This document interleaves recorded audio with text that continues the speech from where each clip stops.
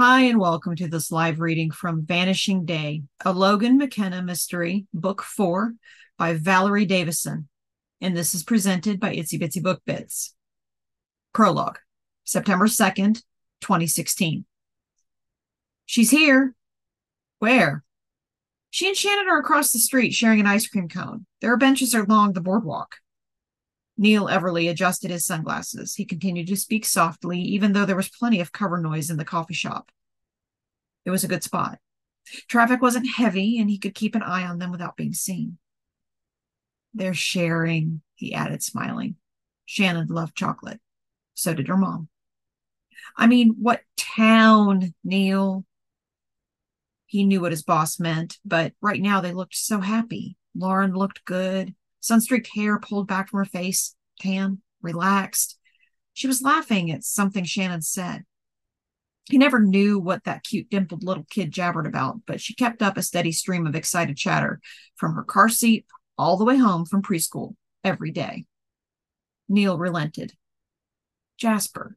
They're in Jasper, California, he said. The moment's hesitation was not lost on his boss. Garrett knew he'd have to remind Neil who held his leash. On one phone call is all it would take. But at least he found her. For now, he was still useful. Once he had Lauren and Shannon back home, he'd decide what to do about Neil.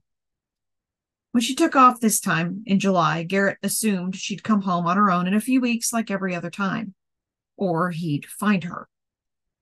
But this time she disappeared into thin air. No credit card receipts, no phone calls, no calls to friends. Not that she had many. But he knew she couldn't resist calling dear old Mom. Mrs. Stanton, Shannon's grandmother. It's the one tie he hadn't been able to break, and Lauren couldn't resist keeping. Even though Lauren had been intentionally vague with her mom on the phone, saying only that she and Shannon were in a little artsy town along the Southern California coast, she'd slipped up. Trying to reassure her mother that she and Shannon were okay, Lauren said she'd taken her daughter to a marine animal center, and Shannon had fallen in love with the sea otters. The little girl loved watching a young otter, the star of the show named Sadie, crack her seafood dinner open with a rock as she floated on her back in the pool. Yes, she was happy. Everything was okay. This wasn't forever. No, she couldn't tell her exactly where they were, but she'd find a way to call her again soon. Maybe even FaceTime. Thrilled down to his marrow, Garrett listened to every damning word. He'd been bugging Grandma's phone. Stupid bitch. Lauren still tied to her mama instead of her husband. What had her mother done for her? He'd given her everything and she didn't appreciate it. He had her now. It didn't take him long to figure out that there were only 3 Southern California towns with sea otter exhibits. Long Beach and San Diego had sea otter exhibits, but didn't qualify as small towns. Jasper, however, fit the bill. It was small. It was artsy. And it had a sea otter center of its very own. She see you? No. Good. Keep it that way. She driving the same car? Yeah, I can see it from here. The Corolla. It's parked out front, about a block away. Piece of crap. I gave her a brand new GLC and she's driving that. Did you get the tracker on? Not yet. Too many people around. Labor Day weekend coming up. Well, when do you think that might happen, Neil?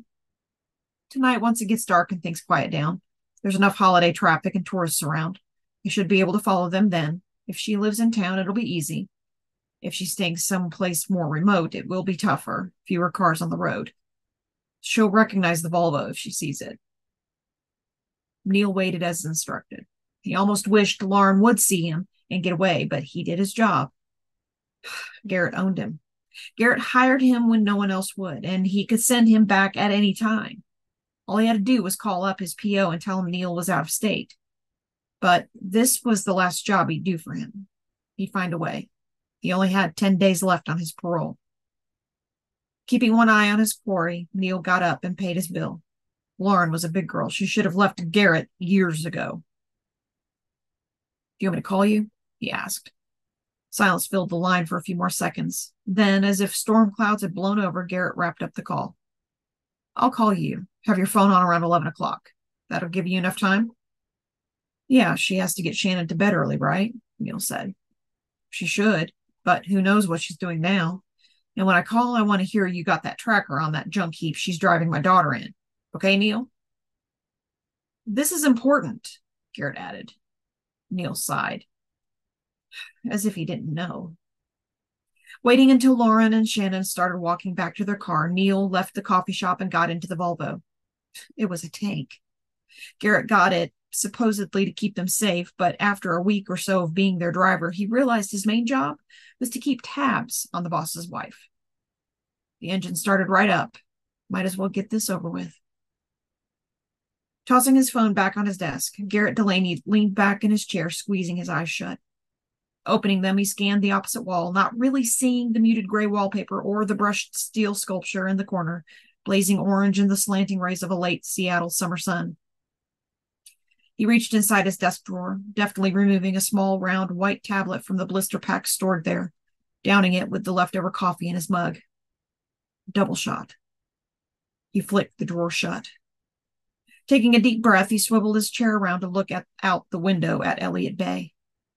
Steepling his long fingers, he thought about next steps. The Adderall helped him focus. He found her.